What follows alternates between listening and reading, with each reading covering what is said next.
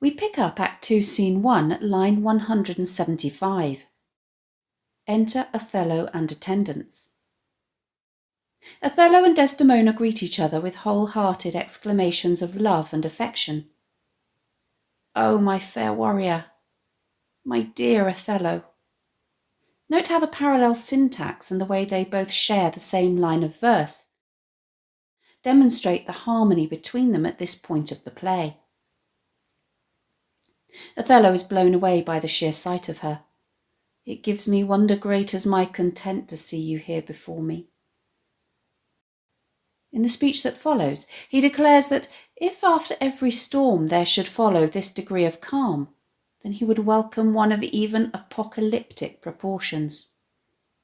Oh, my soul's joy, if after every tempest come such calms, may the winds blow till they have wakened death, and let the labouring bark climb hills of seas, Olympus high, and duck again as low as hells from heaven. He goes as far as to say that if he were to die now, he would be happy, as he fears that he will never be this content again. If it were now to die, 'twere now to be most happy, for I fear that not another comfort like to this succeeds in unknown fate. Note how Othello's professions of love for his wife, striking in their eloquence and sincerity, contrast with the overblown courtliness of the foppish Cassio and the misogynistic sniping of the cynical Iago that we have seen earlier in the scene. Desdemona responds with a prayer that their happiness may only continue to flourish with time. "The heavens forbid but that our loves and comforts should increase, even as our days do grow." Note the dramatic irony here, as the audience knows that this fleeting moment of happiness is probably the best it will ever be for this doomed couple, as Iago actively plots their downfall. Othello professes to be too choked up to continue talking about how happy he is, and so the pair kiss. "I cannot speak enough of this content. It stops me here. It is too much of joy." He kisses her again and again. The unmusical sound their lips make as they kiss, he hopes, shall the greatest discords be that e'er our hearts shall make. Note how Othello means discords here, both literally and metaphorically, as a lack of harmony between notes sounding together, as well as disagreements or arguments in which the two may engage. In a snide aside, Iago develops Othello's music imagery, muttering to himself that they may be making harmonious music now, but he will soon be instrumental in making them out of tune with one another. "Oh, you are well tuned now, but I'll set down the pegs that make this music, as honest as I am." Here he's referring to the pegs on a stringed instrument such as a lute, which are adjusted to either tighten or loosen the strings in order to tune it. Note the heavy irony of his words, "as honest as I am," as he revels in this false impression that everyone has of him that will allow his subterfuge to go under the radar. Othello manages to pull himself together sufficiently to be able to address the rest of the assembled company. He confirms the good news that the war is over before it even began, with the loss of the Turkish fleet in the storm. He clearly already has a good relationship with Cyprus and its people, and assures Desdemona that she will be made very welcome there. "News, friends, our wars are done, the Turks are drowned. How does my old acquaintance of this isle? Honey, you shall be well desired in Cyprus. I have found great love amongst them." He then excuses himself for rambling on because he's lost his mind in his own happiness. "Oh, my sweet, I prattle out of fashion and I dote in mine own comforts." He asks Iago to see to the unloading of his luggage from the ship and to bring then the master, or the captain, to the citadel. He is a good one, and his worthiness does challenge much respect. Note how Othello is very clear to give credit where credit's due, which suggests that Iago's gripe that he's been unfairly overlooked by him for promotion is much more likely to be a case of sour grapes than to be a well-founded grievance, and we suspect that he may not be the skilled soldier that he thinks he is. Everyone except Iago and Rodrigo exits. Iago immediately switches to prose, indicating that what he has to say will descend into scheming and vulgarity. He wastes no time in getting to work on Rodrigo. It's a mark of just how foolish and gullible Rodrigo is that Iago can be so rude to him and get away with it, as he disparages him while disguising what he says as a compliment. If thou beest valiant, as they say base men being in love have then a nobility in their natures more than is native to them, list me.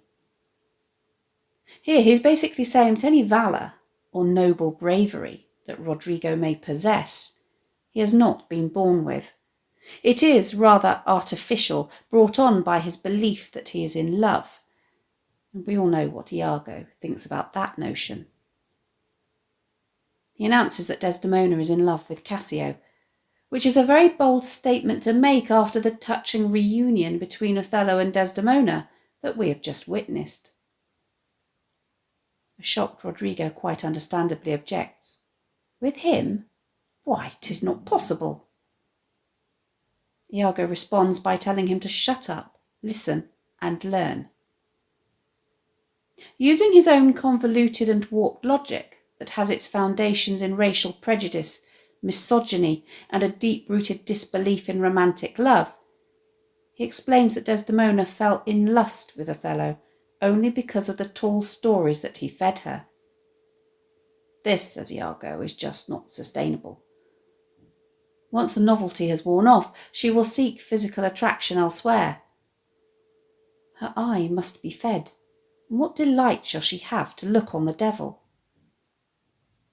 He argues that when passion is extinguished after the sexual act, it will need someone good-looking and who is her equal in age and breeding to reignite it, and Othello just doesn't fit the bill.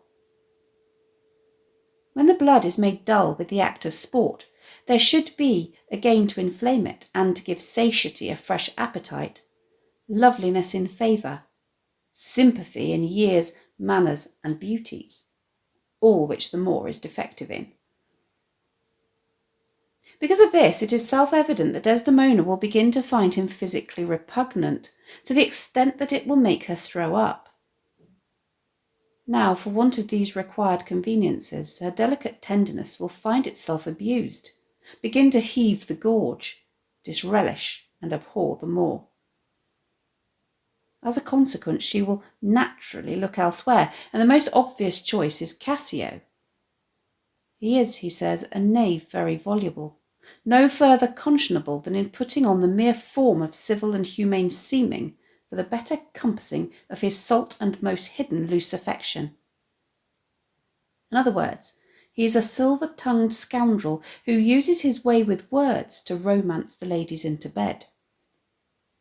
He's a slippery and cunning opportunist who can create advantage out of the most unpromising of situations.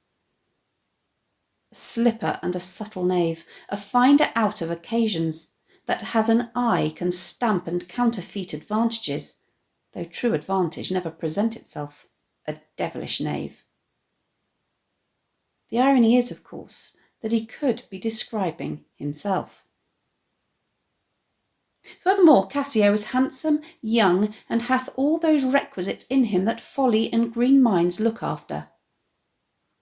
In other words, he is the whole package, and has everything that foolish and immature young women look for. Note how he repeats the word knave 5 times over the course of this speech, in order to arouse Rodrigo's antipathy for him.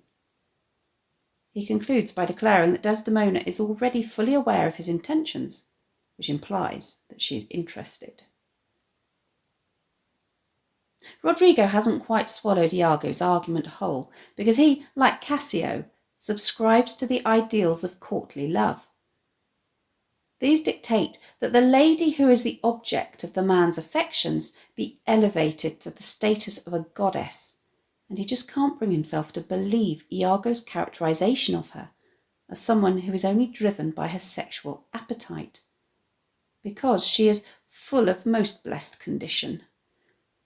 In other words, she is just too heavenly and innocent for this to be true. Iago contemptuously pours scorn on this with another expletive that would have been accompanied by an obscene hand gesture. Blessed fig's end. The wine she drinks is made of grapes. In other words, he's saying, heavenly my backside. She's a human being, not a goddess. And if she had been a divine being, she would never have gone for Othello in the first place. He continues to mock Rodrigo's idealistic characterization of Desdemona as a load of nonsense. Didst thou not see her paddling with the palm of his hand? Did he not see her caressing Cassio's palm with her finger, he demands. Yes, replies Rodrigo, but that was but courtesy. Iago counters that it was lechery rather than good manners, an index and obscure prologue to the history of lust and foul thoughts. Iago is using the word index here to mean both a finger, as in an index finger, and an indicator to suggest that Desdemona's action was a subtle encouragement and signalling to Cassio of her sexual availability. Note how he reimagines the pair's interaction as a de facto kiss and a cuddle. They met so near with their lips that their breaths embraced together. There is only one place that these reciprocated intimate acts will end up, he says, and that's bed. When these mutualities so marshal the way, hard at hand comes the master and main exercise, the incorporate or bodily conclusion. Iago knows not to overdo it, and now he has left the unwelcome image of Desdemona and Cassio in bed together lingering in Rodrigo's mind's eye. He abruptly switches to what he needs Rodrigo to do. Cassio will be on duty that night, and he wants him to find some occasion to anger Cassio, either by speaking too loud or tainting his discipline, or from what other course you please, which the time shall more favourably minister. Okay, says Rodrigo, tell me more. He explains that Cassio has a very short fuse, and when he loses his temper, he is prone to lash out violently. Sir, he's rash and very sudden in choler, and haply with his truncheon may strike at you. Provoke him that he may. The people of Cyprus will be so outraged at his behaviour that the only thing that will pacify them will be Cassio's immediate dismissal from his post. He argues that this will put Rodrigo in a much better position to win Desdemona, because not only will he, Iago, have Cassio's role and therefore be in a more influential position, but the obstacles in Rodrigo's way, i.e. Cassio, will also have been removed. So shall you have a shorter journey to your desires by the means I shall then have to prefer them, and the impediment most profitably removed, without the which there were no expectation of our prosperity. After some reassurance from Iago that he promises to see Rodrigo right in all of this, Rodrigo agrees and they arrange to meet up later by the citadel. Left alone, Iago switches back to blank verse for the scene's closing soliloquy, and it is these moments that are the closest that we ever get to seeing Iago's authentic self. He muses on the relationships between Cassio, Desdemona and Othello. While he believes that Cassio is almost certainly in love with Desdemona, he accepts on the balance of probabilities that the feeling is reciprocated. That Cassio loves her, I do well believe it. That she loves him, 'tis apt and of great credit. As far as Othello is concerned, he is prepared to acknowledge that, even though he hates him, he has a number of excellent qualities that would make him an excellent husband. The more, howbeit that I endure him not, is of a constant, loving, noble nature, and I dare think he'll prove to Desdemona a most dear husband.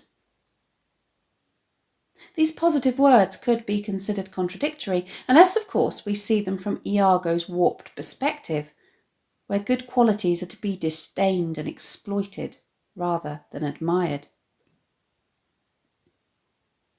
What he says next, however, is a bit of a bombshell. Now I do love her too, not out of absolute lust, though peradventure I stand accountant for as great a sin.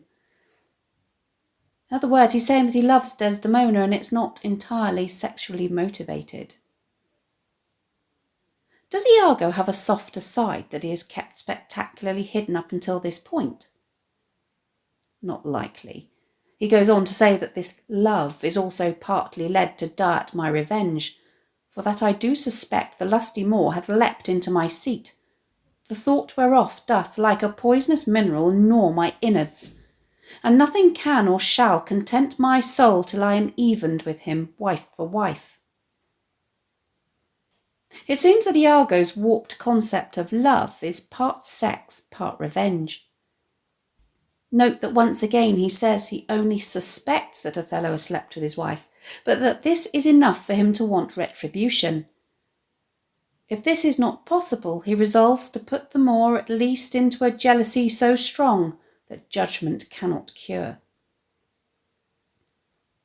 He now outlines his scheme, which is to have this poor trash of Venice, Rodrigo, provoke Cassio so that he has him in such a position that he is on the hip, or at his mercy, so that he can abuse him to the Moor in the rank garb, or make accusations to Othello about Cassio's alleged sexual wrongdoings.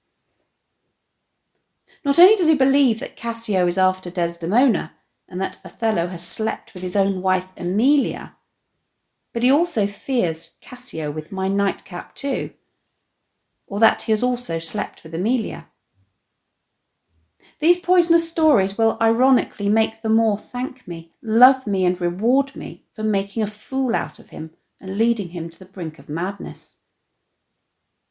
He concludes, "'Tis here, but yet confused. Knavery's plain face is never seen till used." In other words, his plan is basically all there, even if he hasn't got it entirely clear in his mind. His villainy won't take shape, he says, until he puts it into practice. What we learn from this speech is that Iago is one seething mass of paranoia, resentment, jealousy and prejudice, who has no one overriding motive for his plotting, other than a sadistic desire to cause others pain for his own satisfaction. Act 2, Scene 2 is the briefest of scenes, running to only 11 lines. In it, a herald announces that because there are certain tidings now arrived importing the mere perdition of the Turkish fleet, there will be a period of public celebration where every man shall put himself to triumph, some to dance, some to make bonfires, each man to what sport and revels his addiction leads him. Not only this, but Othello's wedding is also a reason to celebrate. All places offering food and refreshments will be open, and the people of Cyprus have full liberty of feasting from this present hour of 5 till the bell have tolled 11. This will be the perfect alcohol-fueled environment for Iago to set his villainous plan in motion.